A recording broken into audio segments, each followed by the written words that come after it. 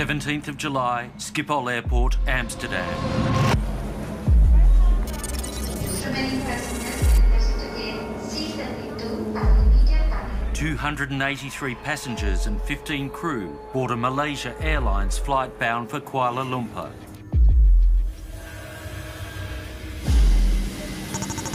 Salam Masur, ladies and gentlemen. This is a safety announcement.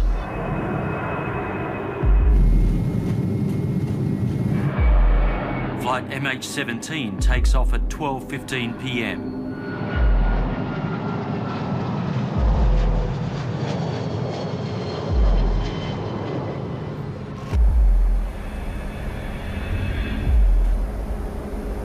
Four hours later, over eastern Ukraine, a missile blows the plane from the sky. The shattered remnants fall into a sea of sunflowers. The tragedy turns attention to a bloody civil war that's largely passed the world by. Despite Russian denials, Western leaders immediately blame pro-Russian separatists in Ukraine, armed and backed by Russia. Evidence indicates that the plane was shot down by a surface-to-air missile that was launched from an area that is controlled by Russian-backed separatists inside of Ukraine. Russia's President Putin tries to shift the blame to Kiev. Этой земле был мир, и во всяком случае не были бы возобновлены боевые действия на юго-востоке Украины. И, безусловно, государство, над территорией которой это произошло, несет ответственность за эту страшную трагедию. His claims are at odds with a weight of evidence suggesting that Russian-backed separatists using a Buk missile system shot down MH17. Early on, Australia gained kudos for steering a resolution through the UN Security Council that was meant to safeguard the evidence and allow access to the crash site. The message to the perpetrators from the United Nations Security Council resolution is, you will be found and you will be brought to justice.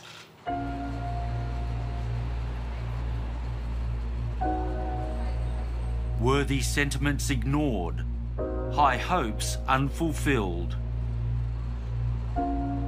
38 people who called Australia home died in this disaster, but no nation suffered more than the Netherlands. 193 Dutch citizens were killed. MH17 is viewed as Holland's 9/11.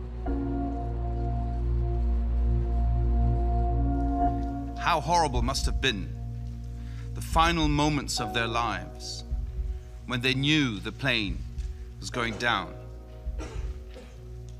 Did they lock hands with their loved ones? Did they hold their children close to their hearts?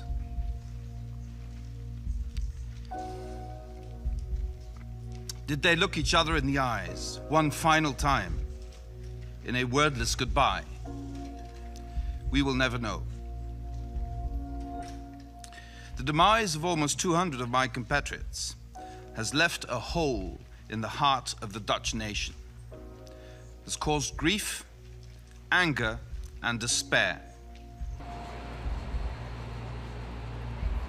A week after the tragedy, outside the departure terminal at Schiphol Airport, the pavements are washed with flowers and tributes to the lost. Some of the flowers are starting to wilt and fade, but not the grief or the anger. It's a nightmare. Really nightmare.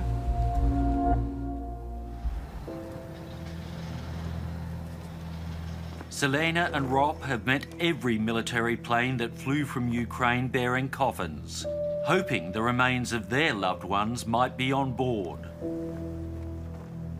It's given them great comfort, though they fear the bodies are still at the crash site. Close my eyes and I can still see the site over there. As autumn nears and the sunflower season ends.